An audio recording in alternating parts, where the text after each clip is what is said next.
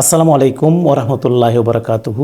প্রিয় দর্শক, তরিকত টিভি 2 ইউটিউব চ্যানেলের পক্ষ থেকে আপনাদেরকে জানাই আন্তরিক মোবারকবাদ। আজকের আলোচনার বিষয় হচ্ছে যে আত্মশুদ্ধি কেন সব ইবাদতের মূল।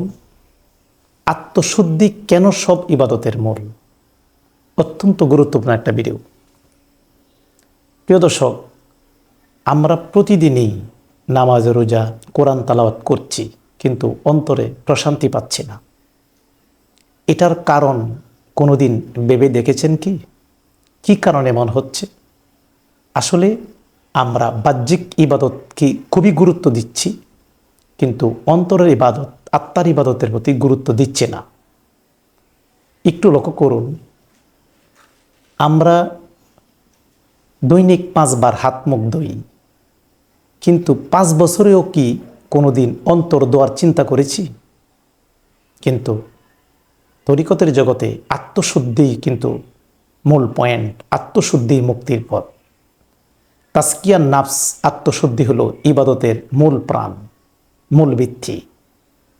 আত্মশুদ্ধি ছাড়া ইবাদতবন্দি করে শান্তি পাবেন না, প্রশান্তি আসবে না। কারণ ইসলামে আত্মশুদ্ধি, তাজকিয়ার নাফস ইবাদতের মূল বলা হয়েছে, আর তাসাউফের মূল লক্ষ্যই হলো আত্মশুদ্ধি। এখানে কোরআনে সূরা শামসের 9 নং আয়াতে আল্লাহ বলেন, কদ আফলাহা মান জাক্কাহা। আল্লাহ বলেন, সেই ব্যক্তি সফল কাম যে আত্মশুদ্ধি করেছে। তাহলে বোঝা গেল আত্মশুদ্ধির মধ্যেই সফলতা। 2 নম্বর, আমার আল্লাহ সূরা শুরা 89 নং আয়াতে আল্লাহ বলেন, যেই ব্যক্তি বিশুদ্ধ অন্তর নিয়ে হাসরের ময়দানে উপস্থিত হবে তারাই সফল কাম। কারণ বিশুদ্ধ অন্তর ছাড়া পরকালে মুক্তি নেই। এখানে আত্মশুদ্ধি এটি শুধু বাহ্যিক পরিশুদ্ধি নয়। আত্মশুদ্ধিটা কিন্তু এটা বাহ্যিক পরিশুদ্ধি নয়, এটি অন্তরকে পরিশুদ্ধতার নামই হলো আত্মশুদ্ধি। আত্মা শুদ্ধি মানে অন্তর পরিশুদ্ধিটাই হলো আত্মশুদ্ধি। এখানে আত্মশুদ্ধি হলো মুক্তির পথ। কারণ আত্মশুদ্ধি ছাড়া আপনি কখনো ইবাদতের স্বাদ বা মজা পাবেন না। এই কারণে আত্মশুদ্ধি কিভাবে করবেন? আত্মশুদ্ধি করতে হলে আপনি সর্বপ্রথম একজন হক্কানি পীর মুর্শিদ, কামিল পীর মুর্শিদের সহবত প্রয়োজন। কারণ পীর মুর্শিদগণে আপনাকে আত্মশুদ্ধি কিভাবে করবেন এইগুলি নিয়ম বাতলিয়ে দিবেন। আত্মশুদ্ধি করতে, আত্মাকে জীবন্ত করতে যে ইবাদত বন্দেগী আছে সেগুলি আপনার মুর্শিদ কেবলা আপনাকে শিখিয়ে দিবেন, বুঝিয়ে দিবেন। এইগুলি যখন আপনি নিয়মিত করতে থাকবেন তখনই আপনার আত্মশুদ্ধি হয়ে যাবে।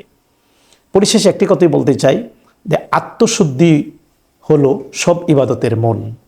আত্মশুদ্ধি ছাড়া মুক্তি নেই। কোরআনে কারিমে সলাত কায়েমের কথা কোরআনে আসছে 82 বার, আর আত্মশুদ্ধি করতে কোরআনে আয়াত আসছে 124 বার। চিন্তা করছেন? সলাতের চেয়ে বেশি আয়াত আসছে কোরআনে আত্মশুদ্ধি করতে, মানে কলব সংশোধন করতে। কলব যদি সংশোধন না হয়, আত্ম যদি সংশোধন না হয়, তাহলে ইবাদত বন্দি করলে কোনো লাভ নেই। এখানে সংশোধন আগে, সালাত হলো পরে, সলাত পরে, সংশোধন আগে। এই সংশোধনটাই হলো আত্মশুদ্ধি। তাই আত্মশুদ্ধি করতে হলে একজন হক্কানি পীর মুর্শিদের সহবতে এসে আত্মশুদ্ধি কিভাবে করবেন এগুলি জেনে নেবেন।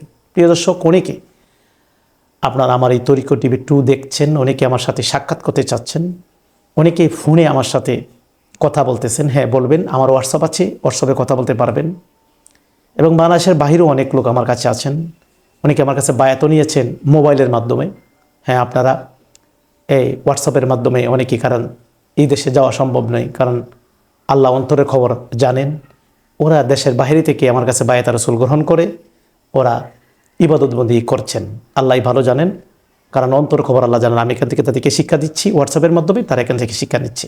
অনেকে সরাসরি আমার সাথে সাক্ষাৎ করতে চাচ্ছেন।